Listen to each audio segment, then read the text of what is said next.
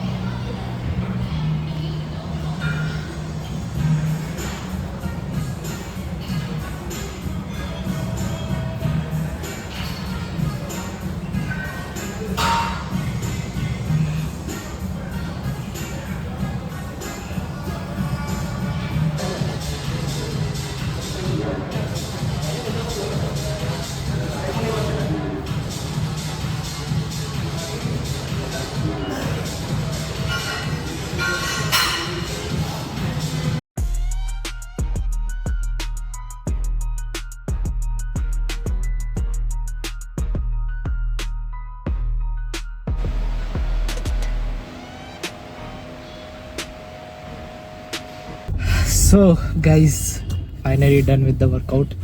बहुत सही वर्कआउट था. The intensity was very high and I was able to achieve my P are.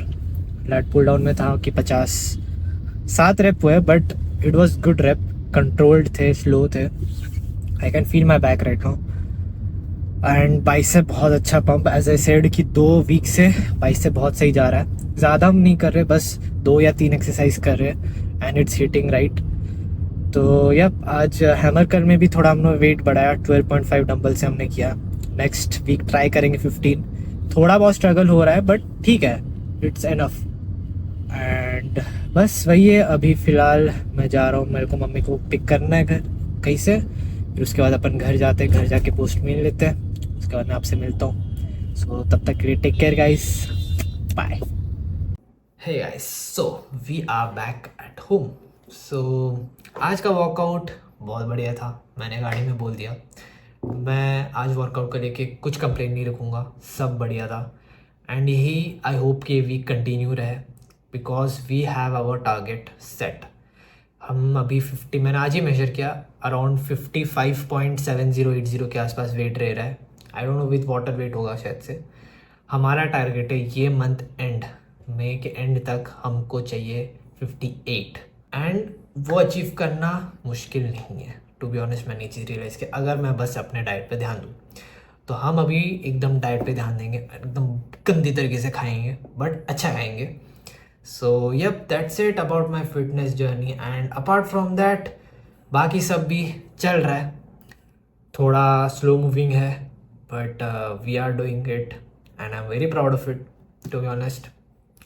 Sleep cycle बीच में up down हो गया. लास्ट संडे मैं बताता हूँ, ये संडे को I over slept to be honest and I don't regret it. I think मेरे बॉडी का वो नीड था कि मैं इतने टाइम से सो नहीं रहा था कि 5-6 घंटे सो रहा हूँ ये. So I slept and I just give it all कि भाई सो ही जाते हैं अब उठ के कोई फ़ायदा नहीं है. Don't push yourself. So इसीलिए मैं आज इतना फ्रेश हूँ, एकदम एक्टिव हुआ and I have energy to do something in this week.